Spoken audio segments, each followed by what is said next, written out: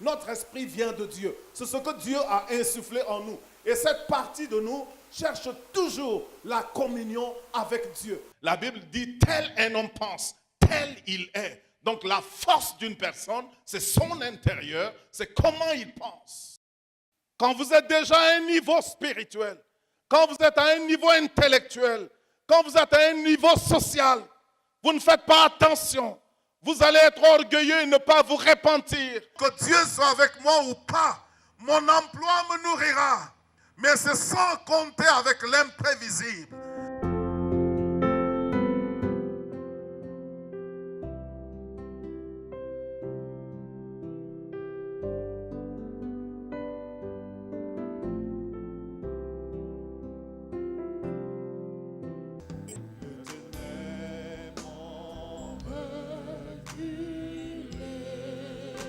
Devant l'œuvre de la croix.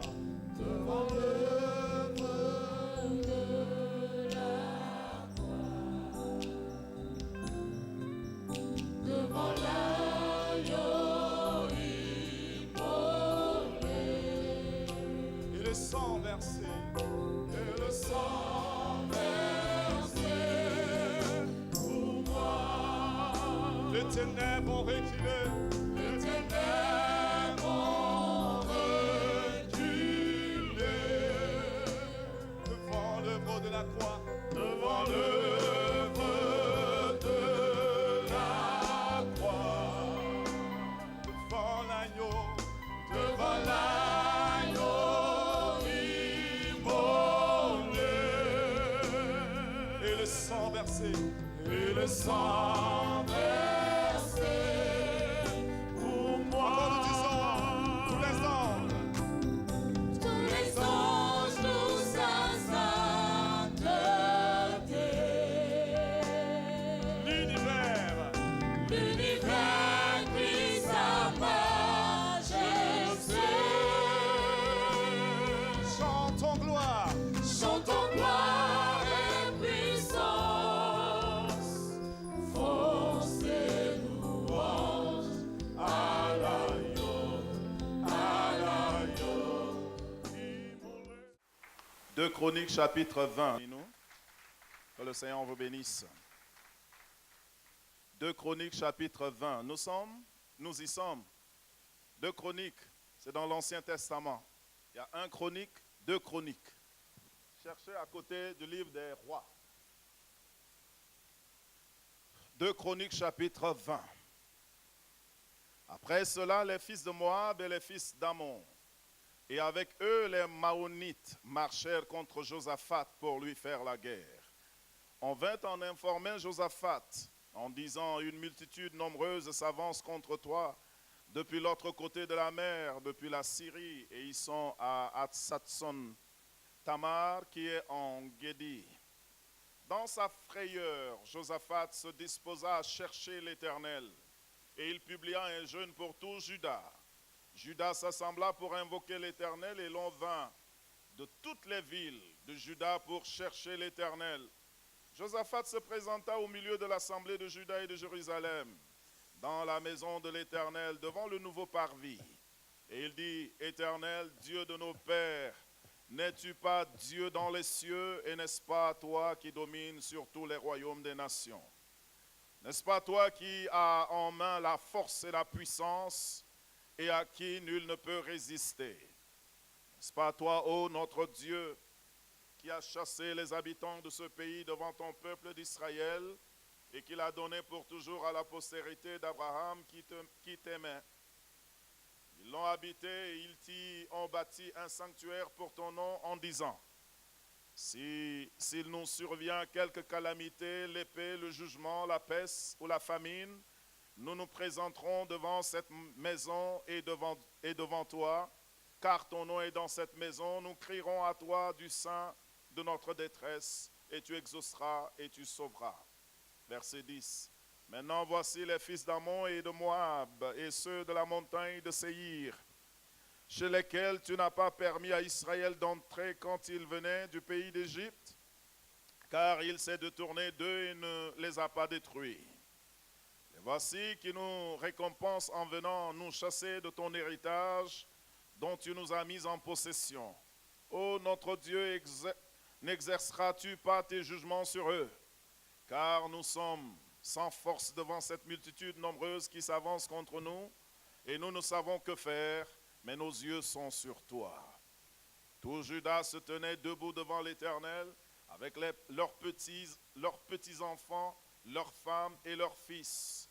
Alors l'Esprit de l'Éternel saisit au milieu de l'assemblée Zachaziel, fils de Zacharie, fils de Benaya ou Benaja, fils de Jeiel, fils de Matania, lévite d'entre les fils d'Azaph. Et Zachaziel dit, soyez attentifs, tous Juda et habitants de Jérusalem, et toi, roi Josaphat.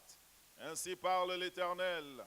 Ne craignez point et ne vous effrayez point devant cette multitude nombreuse, car ce ne sera pas vous qui combattrez, ce sera Dieu. Demain, descendez contre eux, ils vont monter par la colline de Tits, et vous les trouverez à l'extrémité de la vallée, en face du désert de Jéruel. Vous n'aurez point à combattre en cette matière, en cette affaire.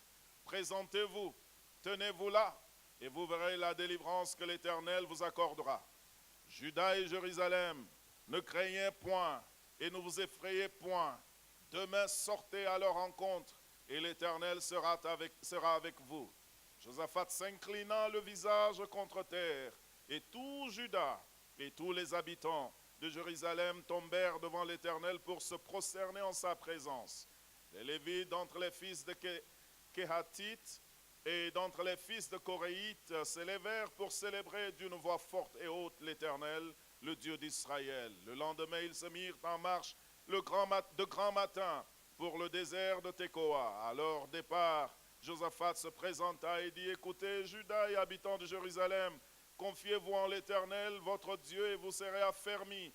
Confiez-vous en ses prophètes et vous réussirez. Puis, d'accord avec le peuple, il nomma des chantres qui, revêtus d'ornements sacrés et marchant devant l'armée, célébraient l'Éternel en disant, louez l'Éternel, car sa miséricorde dure à toujours. Au moment où l'on commençait les chants et les louanges, l'Éternel plaça une embuscade contre les fils d'Ammon et de Moab et ceux de la montagne de Séhir qui étaient venus contre Juda. Ils furent battus.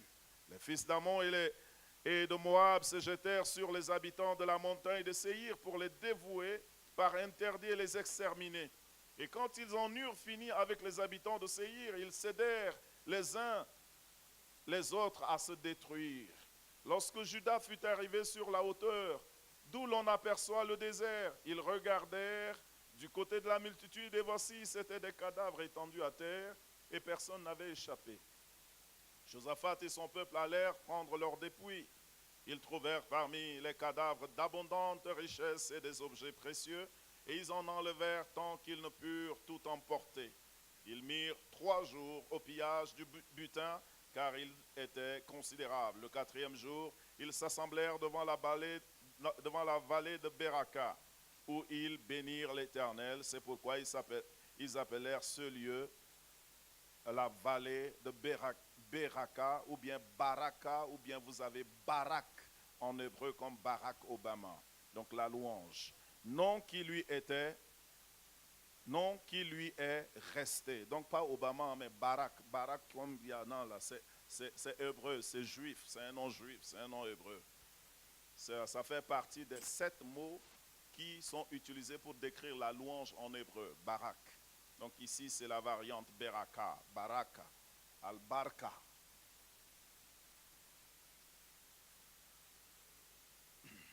Où ils bénirent l'Éternel, c'est pourquoi ils appelèrent ce lieu. Je voudrais parler des bénéfices de la prière. Dans ce texte lu, c'est un roi en Israël qui était en temps de guerre. En temps de guerre. Prenez la guerre comme toute situation que vous traversez et qui est contre vous. Toute situation que vous traversez que vous n'aimez pas. Toute situation qui est une opposition, qui est une adversité et parfois vous ne savez que faire. Dans ce texte, la Bible nous dit qu'une multitude, c'était plusieurs armées assemblées, au moins 3 armées assemblées. donc les armées, donc les Ammonites, les Moabites et aussi les habitants de Séir. Ils sont tous sortis en une seule fois contre Israël. Prenez cela comme étant le fait que vous êtes submergés de difficultés en même temps. Vous voyez, il y a des moments dans la vie, on n'a qu'un seul problème par moment. Et quand on règle, un autre problème arrive. Mais quand les problèmes se présentent tous à la fois, parfois nous ne savons que faire. Et c'est ce que vous retrouvez dans le verset, à partir du verset 10, verset 12. La Bible dit que le roi était pris de frayeur et il ne savait que faire. Alors il a recouru à une chose. Il est reparti devant Dieu dans la prière. Il est reparti devant Dieu dans la prière. C'est vrai que nous nous enseignons des choses, les stratégies, la ténacité, le courage, le travail, ainsi de suite. Mais toutes ces choses-là, à un certain moment donné, quelles que soient nos stratégies, quelles que soient nos planifications, nous ne joignons pas les deux bouts ou bien les choses ne se réalisent pas comme escomptées. Donc nous avons une arme très puissante qui est prouvée de par les âges. Les témoignages ont prouvé que cette arme-là marche et continue de marcher aujourd'hui. C'est la prière, la prière. La Bible nous dit de prier sans cesse. C'est un texte que nous connaissons tous. Quand je dis prier sans cesse, il y en a qui vont dire 1 Thessaloniciens 5, 17. Maintenant, prier sans cesse, mais prier sans cesse n'est pas du tout facile. Prier est sujet à des oppositions. Prier est sujet à des oppositions parce que votre corps à vous-même, la paresse luttant dans vos membres, ou bien la méconnaissance, le fait de ne pas connaître comment prier. Même les disciples de Jésus avaient un problème. Ils ne savaient pas prier.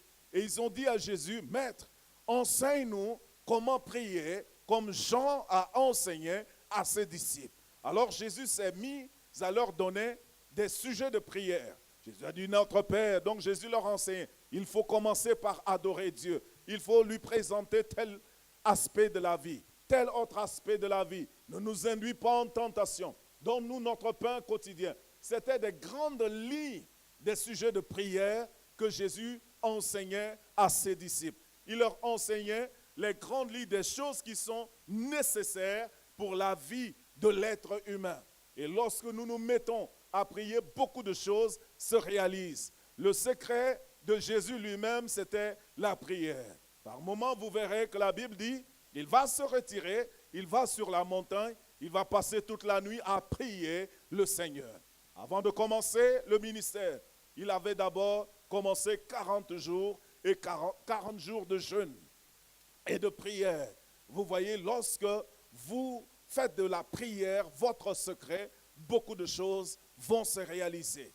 Le président de Pan-African Christian University College nous a dit, le docteur Gray, il nous a dit qu'il passait un jour devant une petite église et qu'il a été frappé par ce qui a été mentionné devant l'église.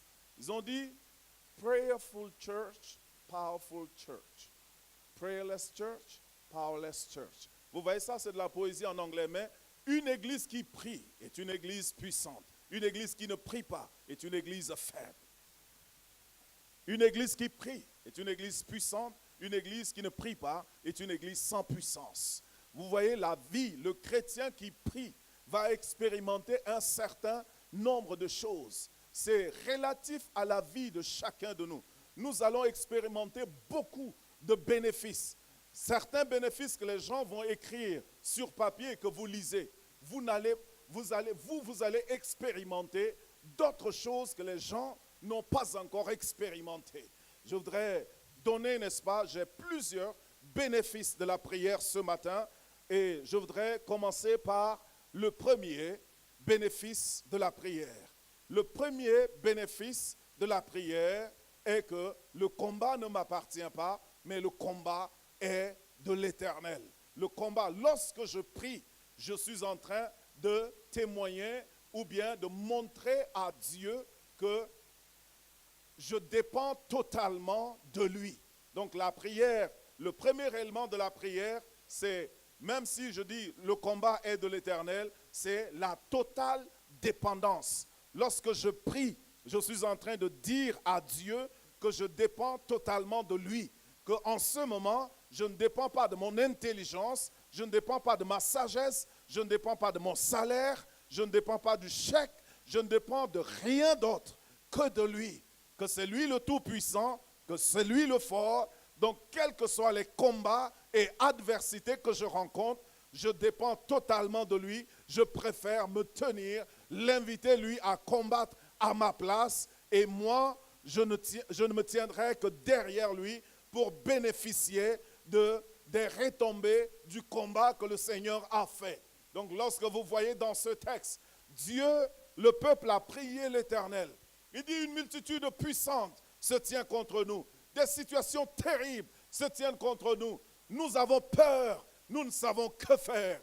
Nous voulons t'invoquer, ô Éternel. Nous sommes dans cette maison parce que le roi Salomon a prié que, ô Dieu, si demain, dans les jours à venir, ton peuple se retrouve face à des difficultés, si un peuple se tient avec l'épée, s'il y a la peste, s'il y a la détresse, et que le peuple vienne dans cette maison prier, exauce leurs prières, délivre-les. Alors ils ont dit, nous sommes ici pour prier, pour que tu exauces et que tu accomplisses ta promesse à notre égard. Et quand ils ont prié ainsi, la Bible dit que l'Esprit de Dieu a fait irruption du milieu du peuple par une personne qui a commencé par dire, écoutez ô Israël, ce combat ne vous appartient pas, le combat appartient à l'Éternel. Vous n'avez rien à faire, tenez-vous là et vous verrez ce que l'Éternel va faire. Donc lorsque vous priez le Seigneur, vous êtes en train de vous soumettre. La prière enseigne la totale dépendance, la totale soumission. Ça brise l'orgueil et la confiance que vous avez dans vos aptitudes, dans votre sainteté, dans votre justice. Lorsque nous prions, nous dépendons totalement de lui. Et nous disons, ce n'est pas par ma force, ce n'est pas par ma justice, mais j'ai besoin de toi dans ma vie. Et le Seigneur intervient et nous bénéficierons des butins. La deuxième chose que l'ordre importe peu. Ce n'est pas par ordre d'importance, mais je cite seulement les bénéfices de la prière. Donc lorsque je prie le Seigneur, quel que soit le combat devant moi, je sais que c'est le Seigneur qui est le plus fort. Ça, c'est le 1. Le 2, lorsque je prie le Seigneur, le fait de prier ravive ma vie de prière. Le fait que je prie ravive ma vie de prière. Lorsque vous passez par plusieurs combats, lorsque vous êtes au front de plusieurs combats, il y a des moments dans la vie chrétienne où vous sentez que votre vie de prière baisse. Je ne sais pas si vous l'avez senti, mais personnellement, dans ma vie, il arrive des moments où je sens que je ne suis pas au top de mes moments de prière.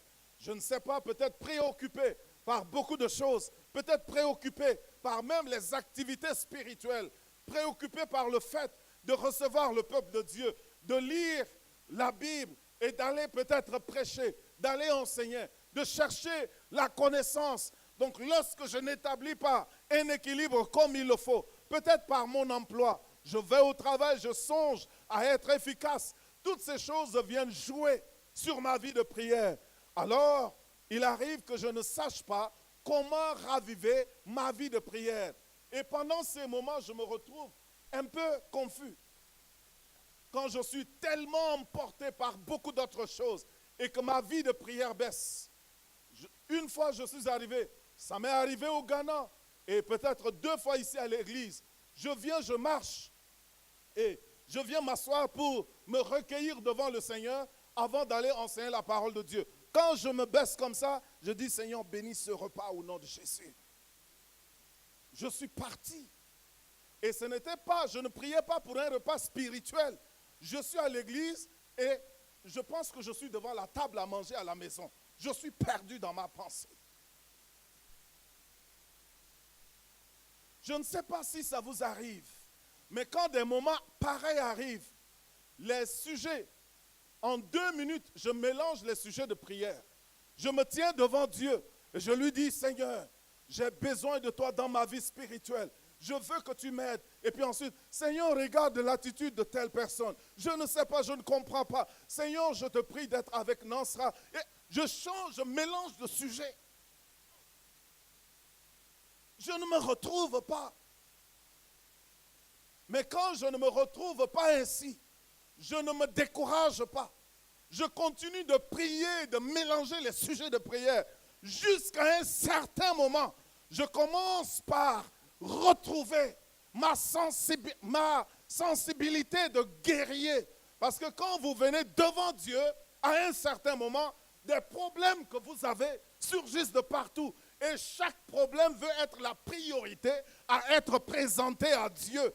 Donc quand je suis dans des moments où je suis ainsi perturbé, alors c'est la vie de prière qui vient raviver ma vie de prière. Donc je me tiens devant Dieu et parfois là, c'est la prière en langue aussi qui parfois m'aide à percer. Donc je me tiens devant Dieu et je parle en langue, je parle en langue. Et pendant que je parle en langue, je sens la même chose. Je parle en langue, je prie pour le culte d'aujourd'hui. Mais en même temps, je sais que je suis en train de prier pour le culte. En même temps, dans ma pensée, un autre sujet arrive. Mais je m'obstine à prier. Je prie, jusqu'à ce que j'ai la percée. Soit je continue de prier, soit je prends l'autorité. Parfois même l'autorité ne marche pas.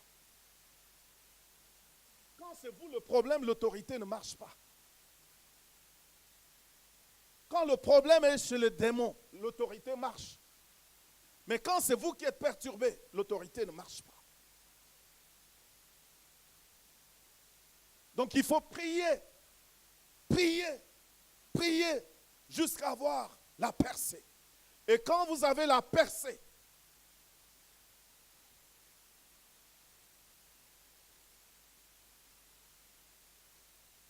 quand vous priez au bout de quelque temps, vos idées, ça c'est le troisième bénéfice. La prière permet de sortir de l'état de confusion. La prière permet de sortir de l'état de confusion. Vous êtes des femmes de foi, je sais. Vous êtes des hommes de foi, je sais. Mais parfois, comme Josaphat, vous ne savez que faire. Vous êtes perdus. Vous êtes confus. Et c'est cette confusion, c'est ces problèmes qui se présentent tous en priorité, qui font que devant Dieu, vous ne savez même pas qu'est-ce qu'il faut penser. Et certaines personnes dans cet état ne viennent pas à l'église. Ils disent, mais je ne suis pas en paix. Pourquoi je vais aller contaminer la joie? Ne restez pas à la maison. C'est dans la présence de Dieu que vous allez vaincre l'état de confusion. C'est dans la présence de Dieu que les discordes vont partir, que les mécontentements vont partir. Mais sans Dieu, vous ne pouvez pas obtenir la paix que vous voulez. Donc les moments de prière me permettent de percer et de dépasser l'étape de la confusion dans ma vie. Ça m'aide à savoir ce qu'il faut faire. Ça m'inspire. Donc c'est le quatrième. Ou le troisième, le quatrième. La prière inspire. La prière inspire pour votre lieu de travail, pour ce que vous faites. Si vous êtes un serviteur de Dieu, vous êtes un homme d'affaires, vous êtes un professionnel, un employé dans une entreprise quelconque. À un certain moment, il y a des moments qu'on appelle le burn-out. Les sociologues ou les psychologues disent c'est le burn-out. C'est-à-dire tu donnes. Tu travailles, tu donnes le meilleur de toi-même, de sorte qu'à un certain moment, tu te sens vide. Tu manques d'inspiration. Tu manques de joie à aller au travail. Même à l'église, quand il y a le burn-out, vous n'avez plus l'enthousiasme de venir à l'église. Vous n'avez plus l'enthousiasme de venir à la chorale. Vous n'avez plus l'enthousiasme de visiter quelqu'un avec qui vous êtes familier. Vous êtes en burn-out, vous avez tout donné. Il faut maintenant recharger la batterie. Et c'est la prière qui permet cela. Et quand vous rechargez la batterie par la prière, vous avez de nouvelles inspirations. Vous êtes à nouveau frais. Vous êtes à nouveau fraîche. Vous êtes maintenant en confiance à l'intérieur de vous-même. Vous n'avez plus peur de l'extérieur. Vous n'avez pas une crainte aveugle, mais vous êtes rassuré et vous êtes inspiré. Une grande société ici au Tchad, leur machine avait connu une panne. La société a fait venir des techniciens de l'Italie pour réparer la machine. L'entreprise était bloquée. Les techniciens de l'Italie sont repartis. Rien, ils n'ont pas pu dépanner la machine. Alors, il y a un frère qui est maintenant pasteur, entre-temps, qui connaît la mécanique. On est venu lui dire, voilà, donc il a entendu que voici les techniciens sont arrivés de l'Italie, ils n'ont pas pu réparer, dépanner la machine, ils sont repartis. Et le frère a dit, il faudrait que j'aille voir. Et il est allé voir. Et quand il est allé voir, il dit d'accord, il est rentré. Il dit quand il est entré dans sa maison. Il a prié en langue. Tout ce que vous connaissez. Il a parlé en langue pendant longtemps. Et après, il est ressorti avec une assurance de la part du Seigneur. Et il est parti dépanner la machine de la Sonasud. Entre-temps, c'était la Sonasud. Et il a pu débloquer la situation. Tout simplement parce qu'il est reparti à la maison. Il a prié le Seigneur. Le Seigneur lui a donné l'inspiration qu'il faut. Quand vous priez le Seigneur vous dira, regardez de ce côté voir. Regardez de ce côté. Allez de ce côté voir. La prière vous inspire ce qu'il faut faire en temps d'adversité, en temps où vous êtes totalement parti. Vous avez tout dépensé l'énergie qu'il faut. Ensuite, quel est le numéro chez vous, je ne sais pas. Mais la prière maintient mes sensibilités spirituelles. La prière me permet d'être spirituel, de rester spirituel. La prière me permet de rester spirituel et de savoir quand le spirituel est en train d'agir dans ma vie. La prière me permet d'éveiller mes sensibilités spirituelles. Vous voyez, vous pouvez être chrétien. Vous pouvez avoir eu une bonne communion avec Dieu. Mais par moment, si vous n'êtes pas prudent, si vous n'êtes pas sensible, vous allez perdre votre sensibilité spirituelle. Quand le Seigneur parle, vous ne savez pas que c'est à vous qu'il parle. Quand le Seigneur agit, vous ne savez pas que le Seigneur est en train d'agir.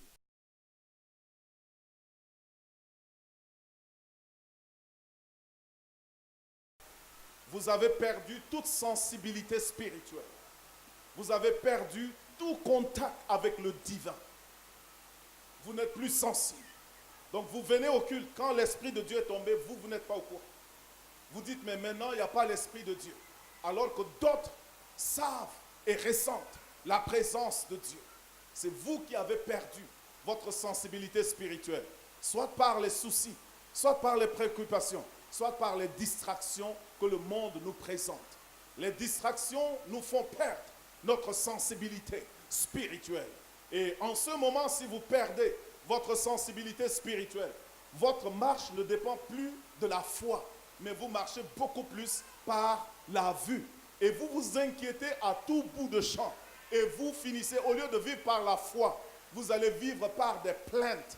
Vous allez voir qu'il y a des chrétiens qui ont atteint cette phase où tout dans leur vie, ce n'est pas la foi, mais ce sont des plaintes qui s'expriment. Dieu ne m'entend plus, je ne sais pas si cette situation va changer. Donc, ils ont perdu tout espoir parce que toute sensibilité spirituelle est partie. Quand le Seigneur agit, ils ne savent pas. Quand une prophétie sort, ils ne croient pas en ces prophéties-là. Donc, c'est des frères, des sœurs qui étaient en bonne communion avec Dieu. Je ne dis pas que maintenant ils ont péché. Ils n'ont pas péché. Ils se fortifient à rester dans les principes de Dieu. Tu ne voleras pas. Tu ne commettras pas d'adultère. Ils sont réglo dans cela. Et ils viennent même aux activités de l'église régulièrement. Le mercredi, ils sont là. Le vendredi, ils sont là. Samedi, ils sont là. Dimanche matin, dimanche soir.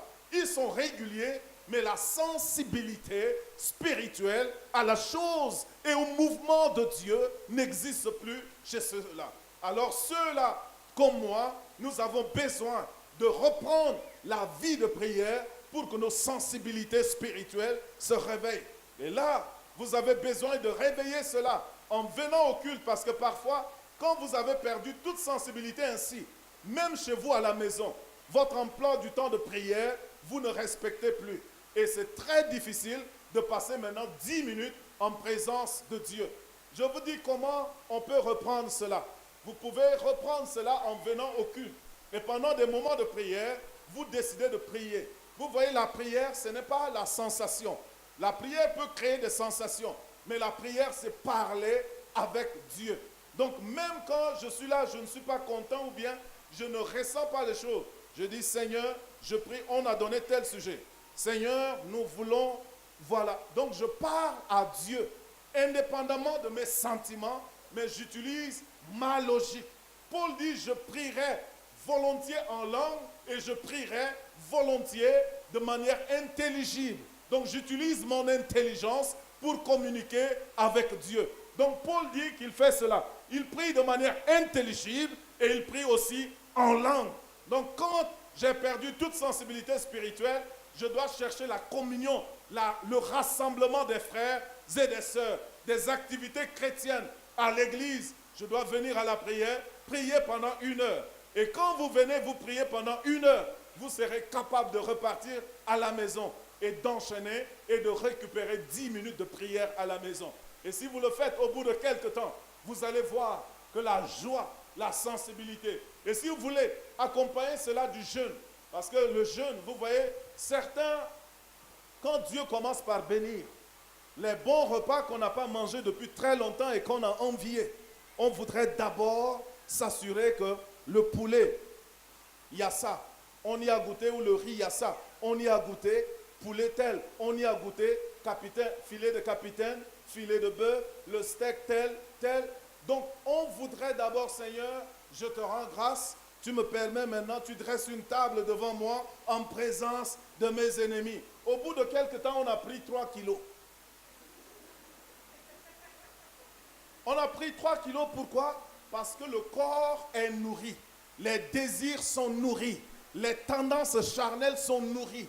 Donc maintenant, ce qui domine chez toi, c'est la chair qui domine. Et la chair va t'amener vers les activités de la chair. Donc les choses qui t'intéressent maintenant, ce sont les choses charnelles. Tu es tenté par ton corps, par les désirs de ton corps. Donc en ce moment-là, reviens et accompagne la prière par des moments de jeûne. C'est très important. Le jeûne mortifie le corps pour établir l'équilibre, pour que l'esprit, la voix de Dieu, parce que même quand vous êtes charnel, vous devenez charnel en tant qu'enfant de Dieu. Vous voulez faire quelque chose, la voix de votre esprit à l'intérieur vous reproche. Le jeûne permet à ce que les pulsions de la chair se taisent pour que la voix qui est à l'intérieur de vous soit dominante. Donc cette partie de vous qui cherche Dieu, la Bible dit, la chair s'intéresse aux choses de la terre, l'esprit s'intéresse aux choses de Dieu. Notre esprit vient de Dieu. C'est ce que Dieu a insufflé en nous. Et cette partie de nous cherche toujours la communion avec Dieu. Mais si nous nourrissons beaucoup la chair et le domaine de la conscience par des films et des choses que nous écoutons, alors la voix de Dieu va se taire à l'intérieur de nous. Quitte à nous maintenant de savoir établir un équilibre entre cela en reprenant la vie de prière et nos sensibilités spirituelles vont revivre. Gloire à Dieu. Je voudrais continuer et dire que la prière chasse la peur. La prière, le fait de prier, pas la prière comme telle, mais le fait de prier. Je veux que ça soit actif. Je veux que ça soit actif. Le fait de prier. Le fait de prier chasse la peur. Le roi était pris de frayeur, il était effrayé, il avait peur. Il y a certains ennemis qui nous font peur. Soyons francs. Il y a certaines situations qui nous font peur. Mais quand nous avons peur, il faut faire comme ce roi. Il faut repartir dans la prière. Il faut repartir dans la prière. Je me souviens d'un moment où, quand je me rends compte que je suis dépassé peut-être financièrement, je suis dépassé peut-être par les circonstances, les tentations, des choses qui arrivent. Quand je me mets à prier, je commence par sentir à l'intérieur de moi-même une nouvelle assurance. Je sens, parce que la prière chasse la peur. Pourquoi? Parce que dans la prière, il y a un commerce qui s'opère. Dans la prière, je donne ma peur à Dieu. Je ne masque pas ma peur à Dieu, mais je lui dis, je te donne, Seigneur, j'ai peur, mais je te prie de prendre, je te prie d'enlever la peur, donne-moi ton assurance. Donc je mets ma peur sur la croix et la croix me donne la paix de Dieu. Et c'est la meilleure manière de vaincre les inquiétudes que la Bible nous a données.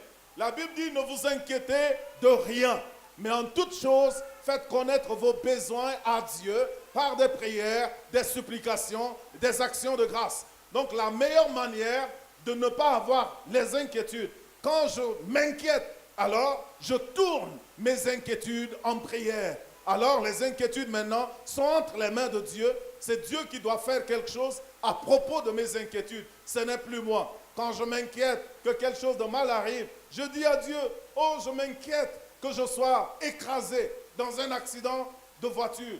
Vous voyez, il y en a quand ils s'inquiètent, ils entretiennent le sentiment d'inquiétude. Mais quand je m'inquiète, je dis, Seigneur, je m'inquiète de telle situation, mais je te remets la situation. Et la Bible dit, la paix de Dieu, qui surpasse toute intelligence, gardera vos cœurs purs en Jésus.